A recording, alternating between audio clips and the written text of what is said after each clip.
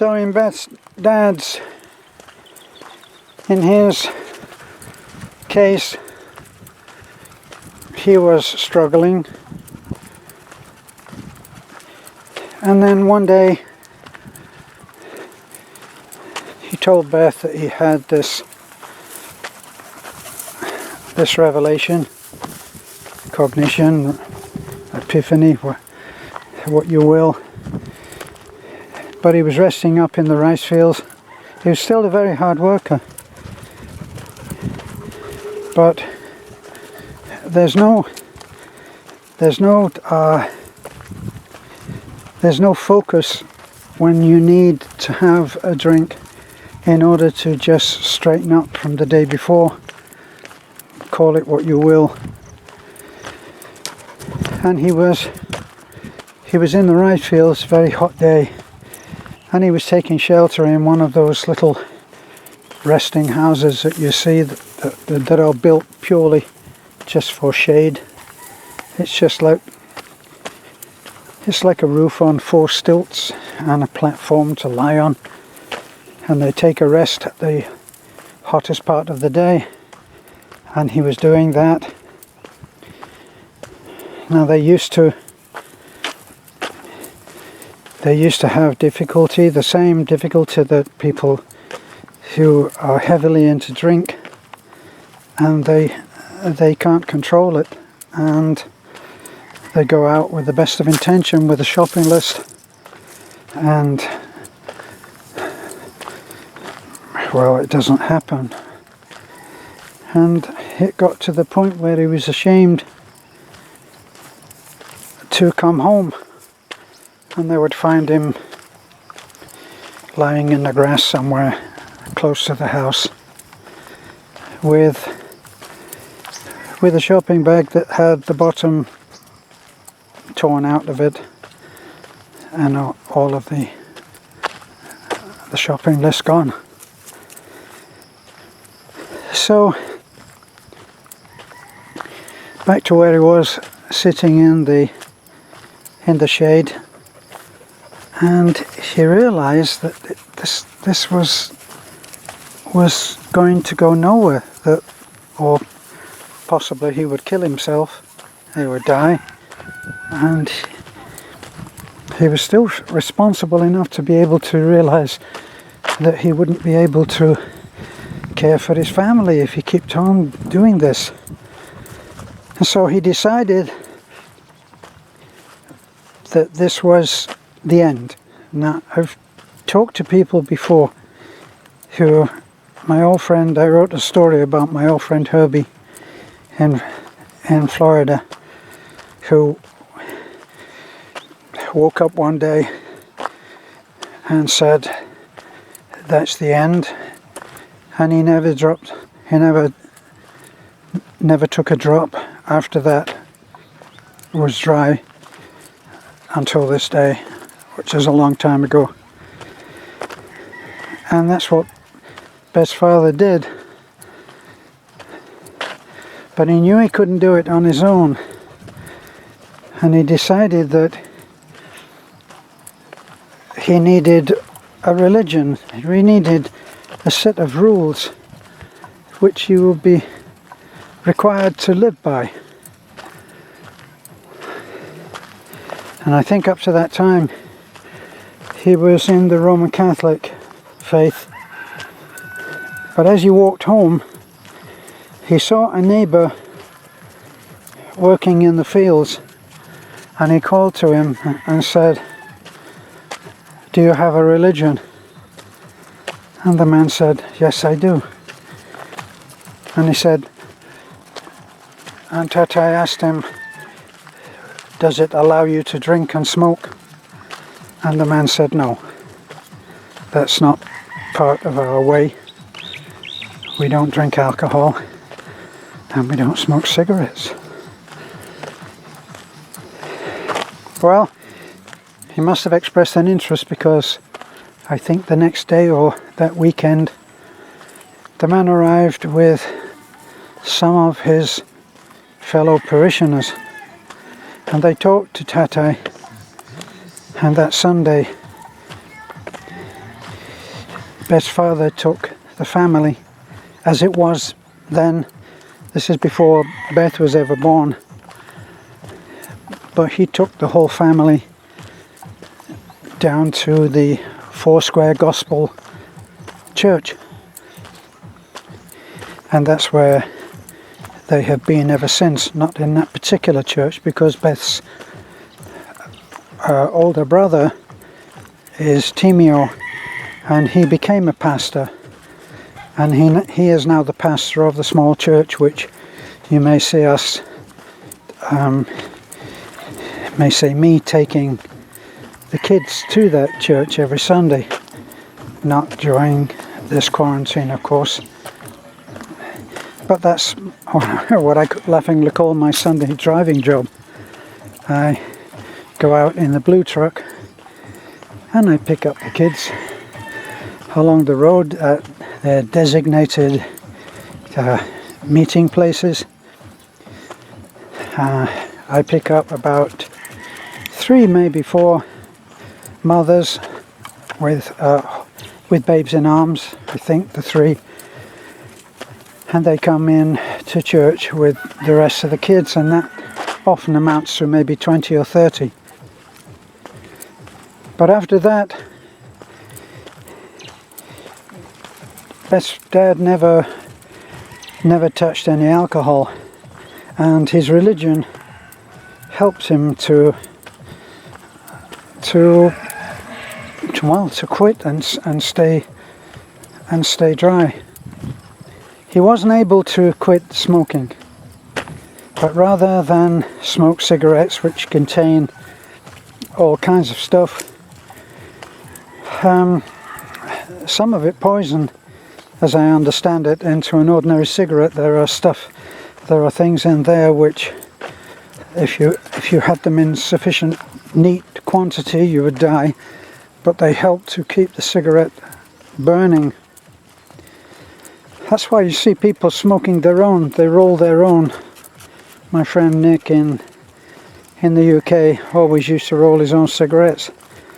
And that was because if you didn't puff on it, it would go out and you'd have to light it again.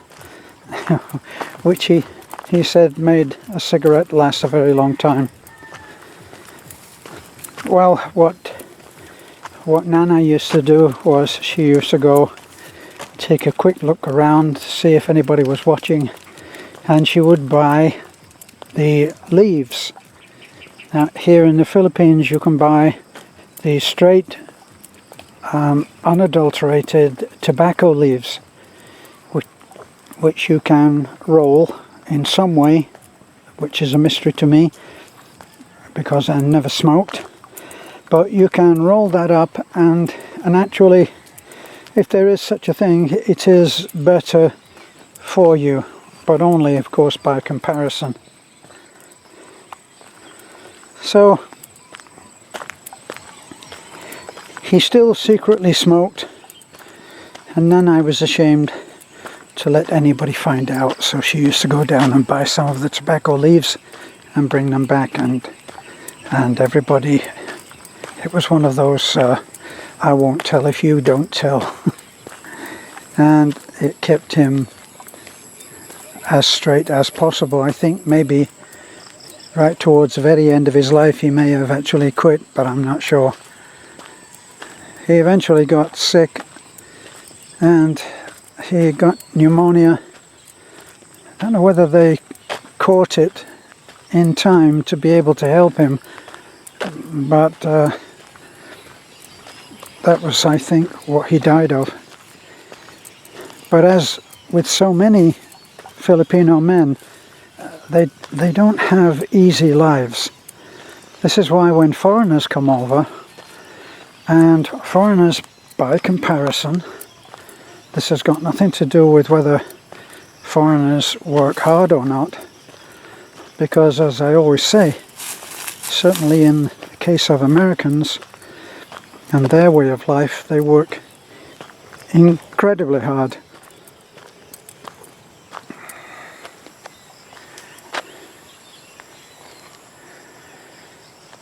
Well, what would have been my father-in-law worked very, very hard, had a hard life in the fields. Actually, for those of you who were in when we went through the Alfred saga, you will have heard Alfred talking about how he had had a very hard life because he'd been a farmer, and of course that's what people are here. That's what Filipino men are here. They are farmers for the most part, but they're not just farmers. They're also labourers, construction workers. They build houses, as you know. In our Superman team, look what the dogs are doing there. They love these walks because they get to explore. But you will have seen Rado, very hard worker, physically hard worker, and Julio, very hard worker.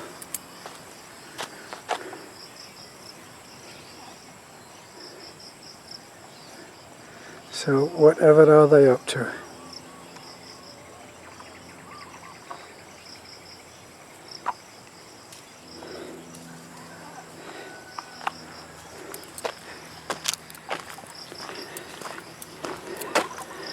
So I think a 60-year-old here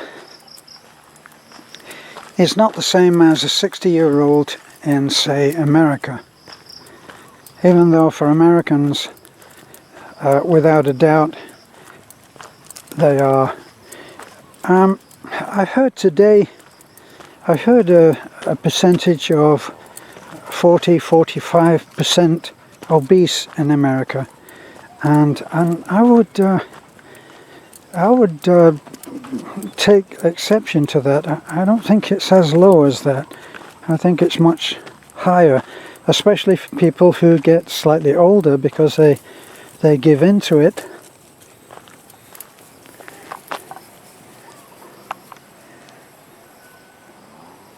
Come on, Red. Come on. Let's go. He's a lovely dog. Look at that. He's a handsome dog. Come on, babe. Let's go. Good boy. That's a good boy.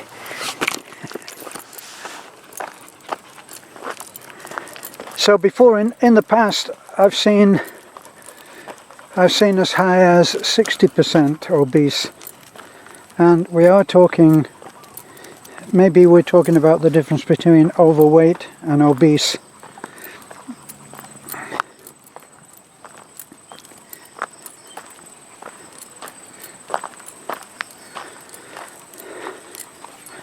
Okay, I think we go home. Let's go. Poggy. Come on, let's go. Turning back now.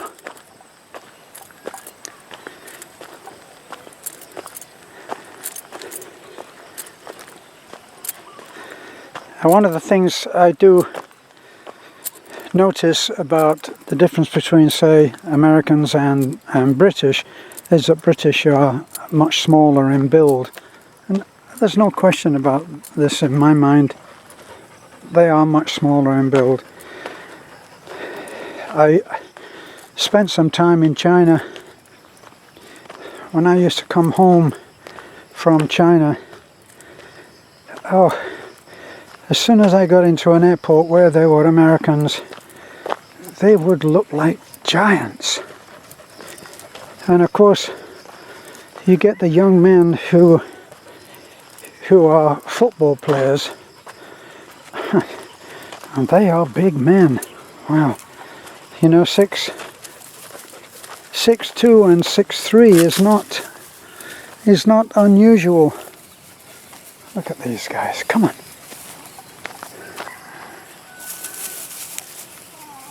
Some big adventure there.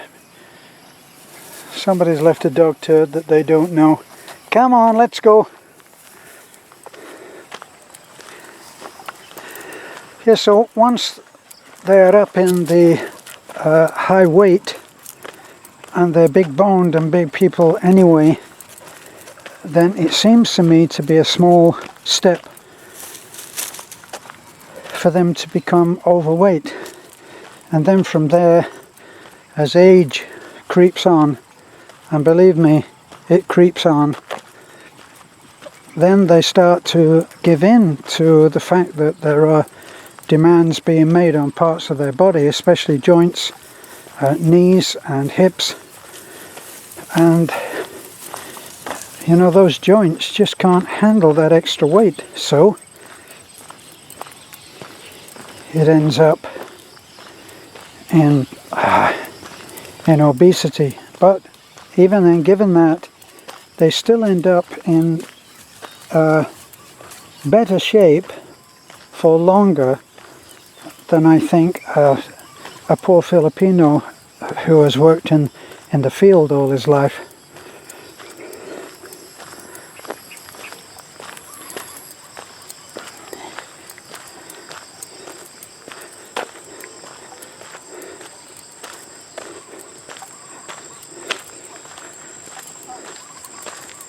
She's very quiet now. Come on, let's go.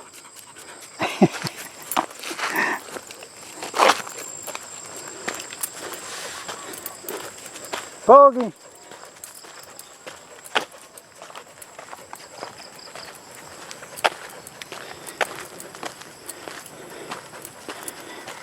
Look at this guy. He walks like he's been trained to do that until the others arrive.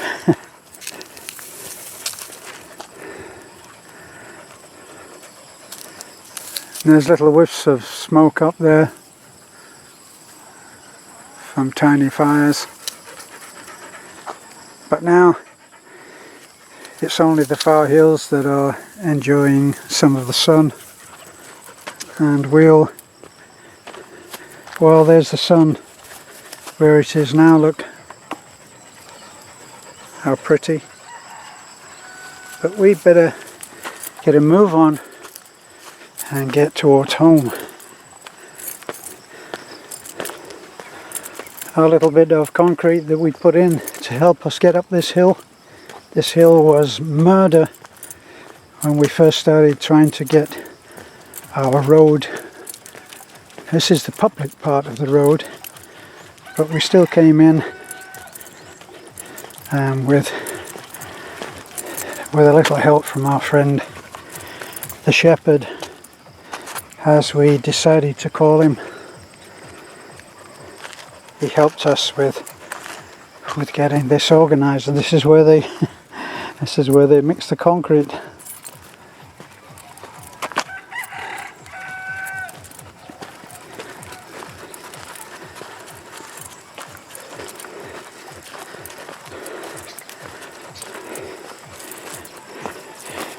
We're down to 5 now.